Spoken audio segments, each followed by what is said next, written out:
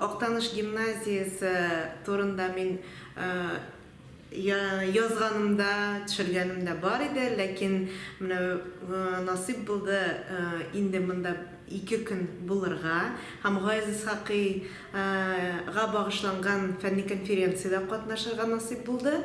Һәм минем фаразларым тормышка ашты дип әйтим инде. Чынлап саф татар телендә аралашучы балалар. Араларында бик күп анализ ясый торган укучылар булуына бик шатландым. Алар Гайз Исхакый әсәрләрен анализлап, бүгенге көн белән булган проблемаларны, милли мәсьәләләрнең уртаклыгын күрәләр һәм ниндидер нәтиҗә ясый торган балалар. Миңа калса, бүгенге көндә Октанышта булган татар гимназиясе ул үзенең бурычларын үтәп килә, шөкер, һәм ул республикада үрнәкле гимназияларның берсе. Мин бу гимназияга тагын да үсеш алуын телим, күбрәк балалар килүен телим. Ата-аналар да шушындагы билим бирүгә, тәрбиягә игътибар итеп, үз балаларын да шушында укытырга омтылсыннар иде. Бу чынлап аерым бер матур әхлакый билим үзәге, ниндидер бер дустанә, җылы, мәхәббәт учагы дип саныйм мин. Октанышның сәләтле балалар өчен татар гимназиясе аерым бер бина гына түгел, аның эчтәлеге белән мөһим.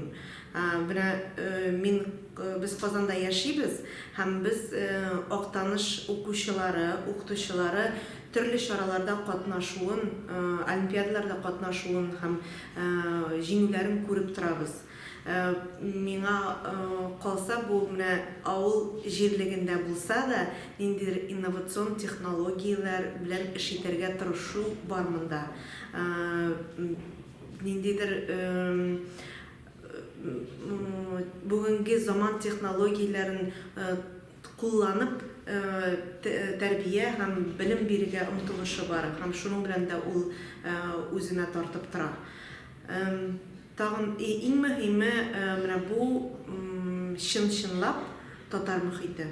Татар телле мөхит тәрбиягә дә кагыла. Минем исем киткәне, беренче исем киткәне, ул ашханәгә кергәндә һәрбер өстәлдә татар телендә дугаларның язылуы.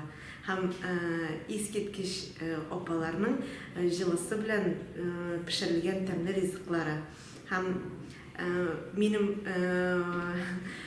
балачакта булмаган тагын бер күренеш, ул кыңгырауның татар кие белән уйнавы һәм барлык укытучыларның да балаларга шундый мехрибанлы, мәрхәмәтле карашы.